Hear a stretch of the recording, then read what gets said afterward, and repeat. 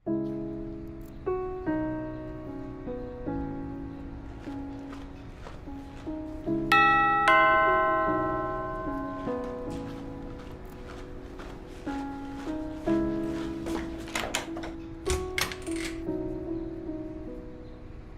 Aunty কোথায়? ও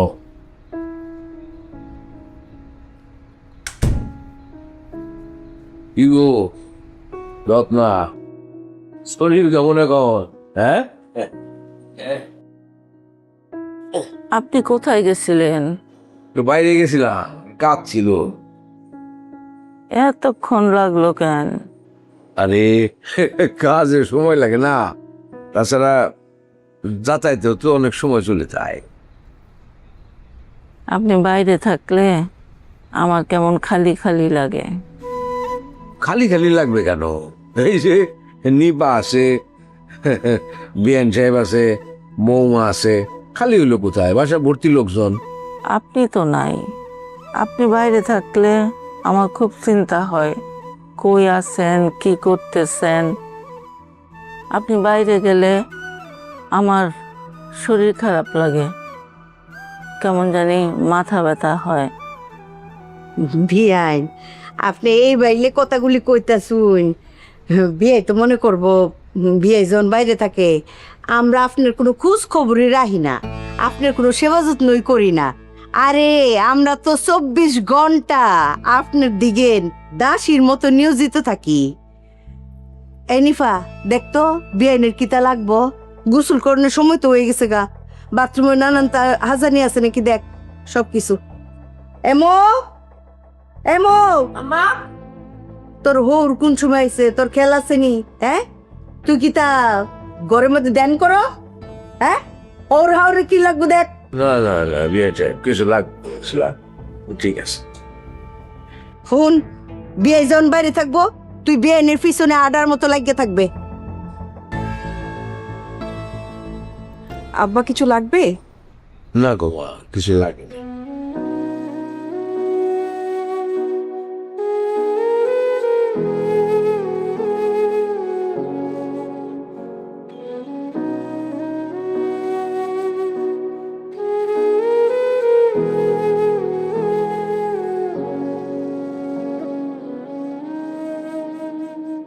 কি গো এরকম চায় আছো কেন? এমনি।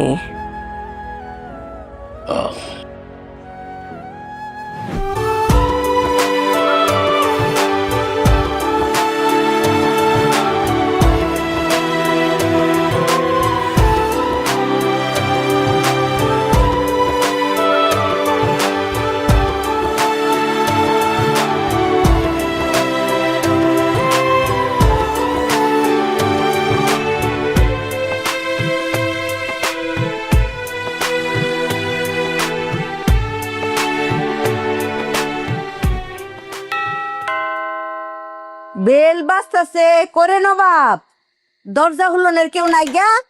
হ্যাঁ, ও জামাই আইছো? জামাই কথাটা কইসলানি? কি মা? নাবিলা রে, কথাটা কইসলানি ওই যে নবাবের লগে নাবিলার বিয়ের বিষয়টা? হ্যাঁ, তব দেখায় রয়ে গেছো রে। আরে নবাবের লগে নাবিলার বিষয়টা মনে হলো যে নাবিলার পারমিশন নিলে, মানে নাবিলা যদি পারমিশন দেয় তাহলে নাবিলার বাইর যায় আমরা নবাব আর নাবিলার বিয়ার প্রস্তাবটা দিয়াম। আর নাবিলা যদি পারমিশন না দেয় তারপরেও হেরার বাইর যাই বিয়ার প্রস্তাব দেয়াম। তাই ফারজার আব্বু? কি আম্মা কি বলতেছে, কিছু বলো তো। এসব বিষয়ে আমি কথা বলবি? ওমায়া, দেখছিস নি নাবিলার বিয়ার কথা কতে তোর জামাইয়ের চেহারার অবস্থা কিতা হইছে? হ্যাঁ, মাত্র একটা গুডি চাল চালছি, এতেই তো তোর জামাই দৌড়া। হ্যাঁ আম্মা, হ্যাঁ, তাহলে কি নাবিলার সাথে তোর কিছু? ফ্যাট কান্দানি শুরু হয়ে গেছে আম্মা। নাবিলার লোকে কিছু আছে, অহনো প্রমাণিত কিচ্ছু হইছে না। হ্যাঁ, আমি ভুল হইতাম পারি, কত কান্দনের কি হইলো? হ্যাঁ, বি স্ট্রং, স্ট্রং থাকবে। এই ফ্যাট কান্দনি হইলে জামাই আরো যাইব গা, বুঝছো? দুনিয়াটাই এরকম বুঝছো। আর ফ্যাট কান্দনি কোনো বেডি এই বেডির ফ্যাটেতে জন্ম নিছে, এইটা আমি অজমি করতাম পারি না। যা জামাই লাগেও চা সুরে কথা কইবে।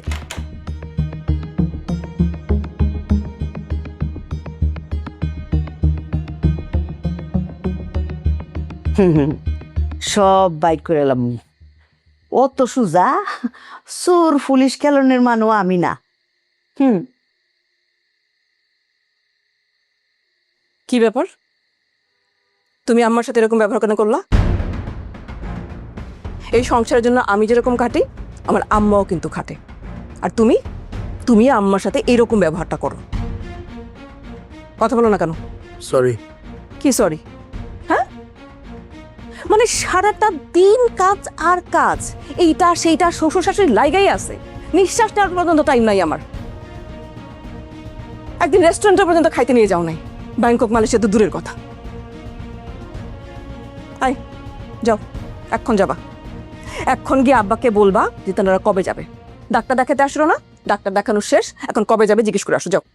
আর যেদিন যাবে তার পর দিন আমাদেরকে কোথাও না কোথাও নিয়ে যাবা। এই অশান্তি আর ভাল লাগে না। আম্মা এত কিছু করে, এত কিছু করে, তারপরে আম্মাকে এসব শুনতে হয়। বৈশাখ শোনো, যাও। কি হলো, বৈশা আসো কেন? তুমি যাও।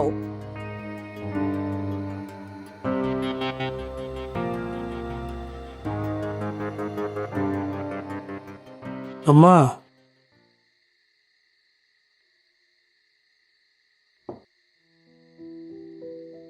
শহীদ আসছ?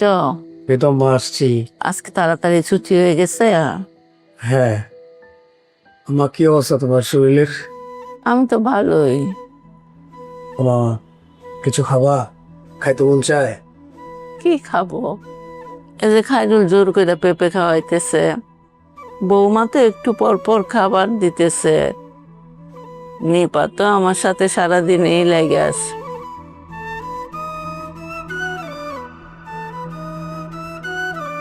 মা, একদিন তোমার হাতের ইলিশ পোলাও রে দেখা হইবা মা। ইলিশ পোলাও খাইবা? হ্যাঁ মা, তোমার হাতের ইলিশ পোলাও আমার খুব প্রিয়। নিপা দেখো তো ফ্রিজে ইলিশ মাছ আছে কিনা।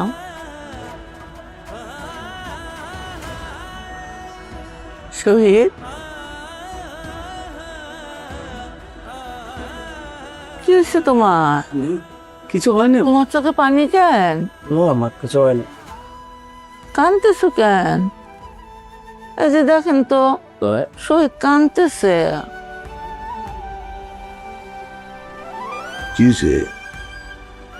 না বাবুজি, ওই রাস্তাতে আসার সময় একটু ধুলোবালি লাগছে আর কি, এই জন্য যদি দেখি আমার দিকে তাকা।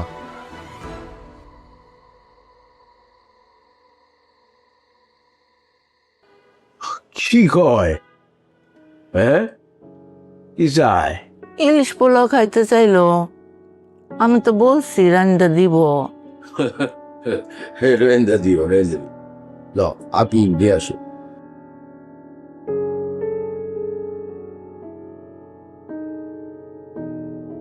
কানলো কেন? ওইটা আমারও তো চোখ কেমন যেন একটু জ্বলতেছে। খাও নাও, খাও, ভেবে খাও। এই আমি আপনার খাও খাও।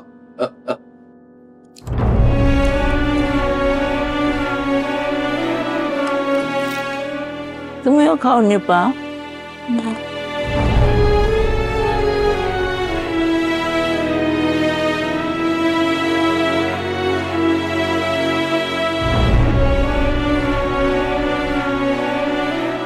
কথা বলছো?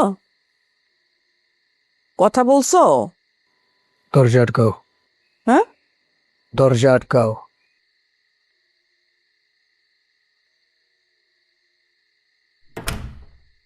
বলো।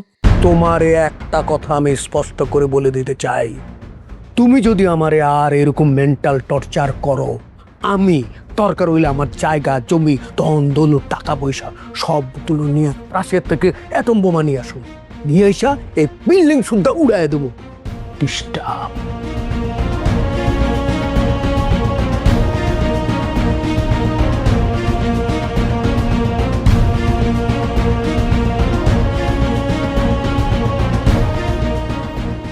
এটা আমাদেরই গল্প, হ্যাঁ এটা আমাদেরই গল্প,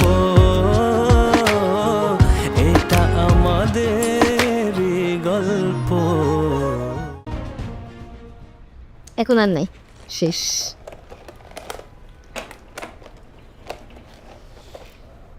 আচ্ছা, আপনি আমার গ্রামে নিয়ে যাবেন কবে? বাড়ি যাব, সময় হলেই নিয়ে যাব। কেন, এখানে কি তোমার কোনো অসুবিধা হইতেছে? না, অসুবিধা, আপনি এখানে ঘুমান, আমি ওই ঘরে ঘুমাই, আমার একা থাকতে ভয় লাগে। একা একা কোথায়? তুমি তো আর ওখানে একা থাকতেছো না। এই যে এখানে নিপা আছে, তোমার নাতনি আছে, এর সাথেই তো ঘুমাও, তো ভয় করবে কেন? আন্টি, আপনি আগেও তো আমাদের সাথে একা ঘুমাইছেন। আমার কেন জানি মনে হয় মানুষ বাঁচে কয়দিন, এই ছোট্ট জীবনে তোমার আঙ্কেলরে ছাড়া আমি একা থাকবো কেন? তা তো ঠিকই বলছো, কিন্তু তুমি অন্য কোনো বিষয় নিয়ে মানে ভয় পেতেছো, বেশি চিন্তা করতেছো। না, চিন্তা হবে কেন? আপনি থাকতে আমার কিসের চিন্তা? আপনি তো আমার কোনো চিন্তাই করতে দেন না, বুঝছো নিবা? সংসার জীবনে আজ পর্যন্ত কোনো চিন্তাই আমার পর্যন্ত আসেই না, সব তোমার আঙ্কেলই সামলায়। এই জন্যই ভয় লাগে, তোমার আঙ্কেল না থাকলে আমি কি করব? কি সমস্ত কথাবার্তা শুরু করলা তুমি, হ্যাঁ? এখনই থাকা না থাকা এগুলোর প্রশ্ন আসতেছে কেন? ওষুধ খাইতেছো, সুস্থ হয়ে যাবা, মানে এমন ভাবে কথা বলতেছো যেন সব শেষ। যেটাই বলেন, আপনার ছাড়া আমার ভয় লাগে।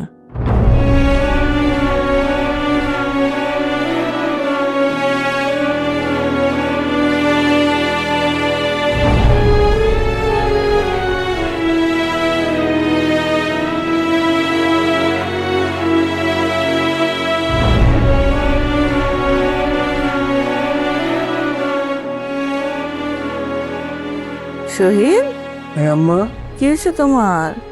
না কিছু হয় নাই আম্মা। মনে নাই ছোটবেলায় কত তোমার পেলো মাথা রাখতাম? আম্মা, তোমার মনে আছে আমি যে একবার পানিতে পড়ে গেছিলাম, তুমি পুকুর পাড়ে থালা বাসন মাজতেছিলা, আমি খেলতে খেলতে পুকুরে পড়ে গেছি। পাশ দিয়ে মুকবুল কাকা যাচ্ছিল, মুকবুল কাকা লাফ দিয়ে আমারে পুকুরের পানি থেকে উঠাই নিয়ে আসছে। তুমি যে আমার চড়ায় ধরে কি যে চুমু খাইতেছিলা, এই কথা মনে পড়ে খুব খুশি লাগতেছে আম্মা।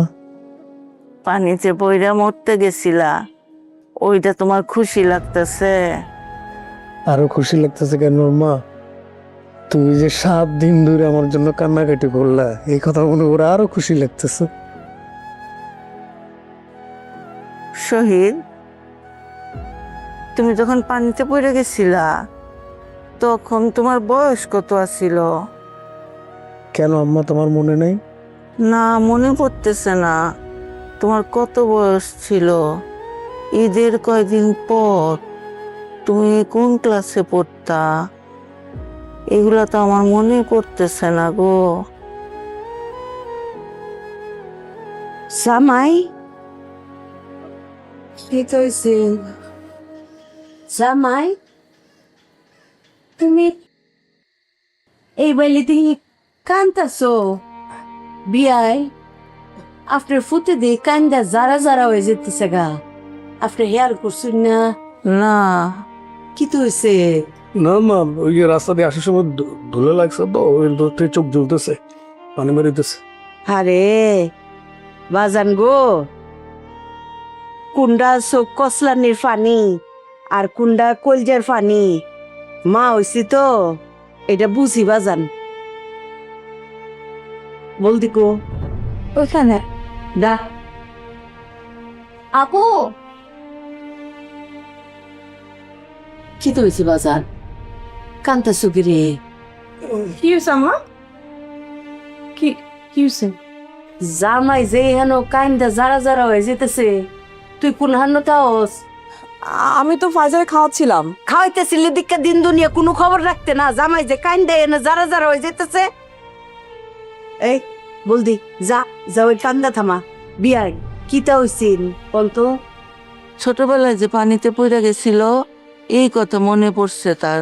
ও থাক তাহলে কান্দন থামানোর দরকার নাই জামাই কান্দুকছে মাঝে মাঝে এইরকম হয় ছোটবেলার কথা মনে পড়লে সিক্কুর ফাইরে কান্দ নাই কান্দুক একটু হালকা হইব আমি তো খেয়াল করি নাই কানতেছে।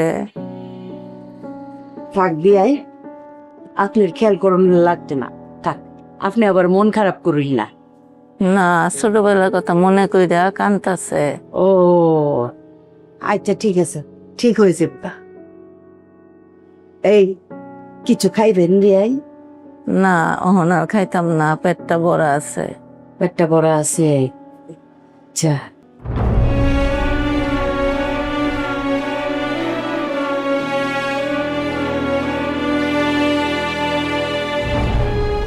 হাই ফাইজার আব্বু, হঠাৎ করে কি হয়েছে এরকম আচরণ করতেছো? না কিছু হয় নাই, হঠাৎ করে খুব মন খারাপ হয়ে গেল। মনে হলো যে মানুষের প্রিয়জন না বেশি দিন থাকে না, দ্রুত চলে যায়।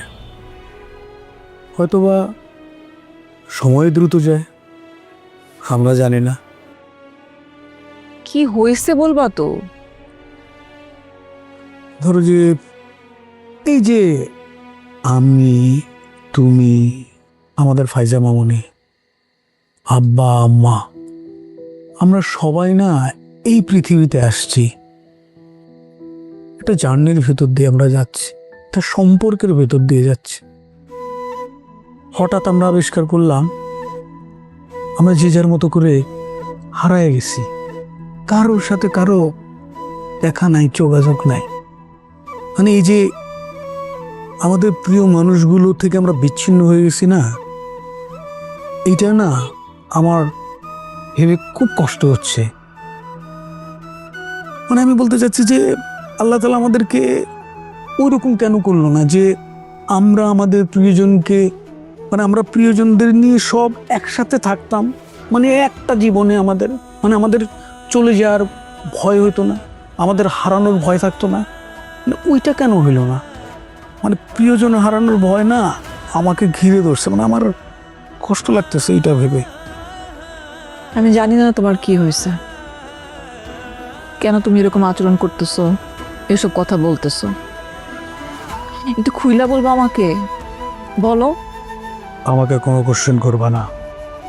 আগামী কয়েকদিন আমার মেজাজ খুব চড়া থাকবে।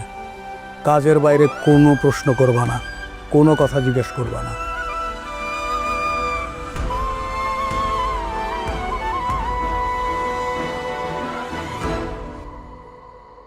আরে আশ্চর্য তো, কি হয়েছে?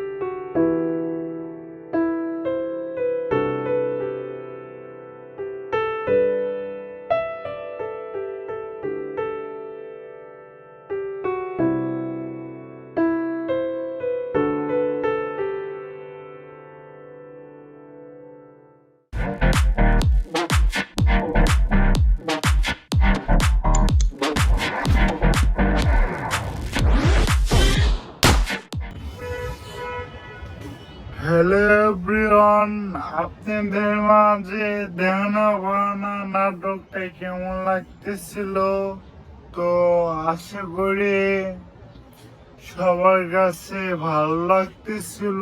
তো আমি দেওয়ানা বানা নাটক নিয়ে কাজ করি বিনত 1 বছর ধরে কাজ করতে আসছি।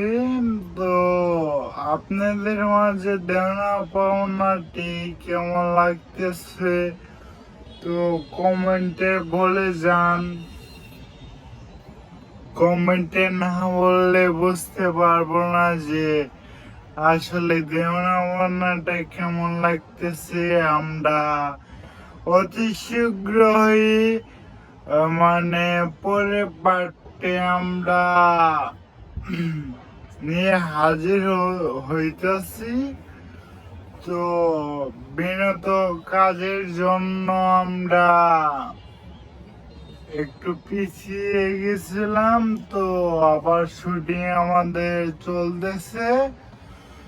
তো কিছুদিনের মধ্যেই ধরেন 3-4 দিন বা 2 দিনের মধ্যে আমাদের পরবর্তী পার্টটা মনে করেন আবার আসতেছে। তো এটা নিয়ে মনে করেন ঘাবলানোর কোনো দরকার নাই। তো আমরা দেখি কি করা যায়। আমরা 3 দিন বলছি, দেখি 2 দিনের মধ্যে কি ব্যবস্থা করা যায়। আর সবাই লাইক সাবস্ক্রাইব করে যাবেন আর কমেন্টে বলে যাবেন যে আমাদের নাটকটি কেউ মানে কোন অ্যাঙ্গেলে ভুল হয়েছে বা কোন সমস্যা হয়েছে নাকি কারে সমস্যা করেছি। তো এরকম ভাবেই বললাম। তো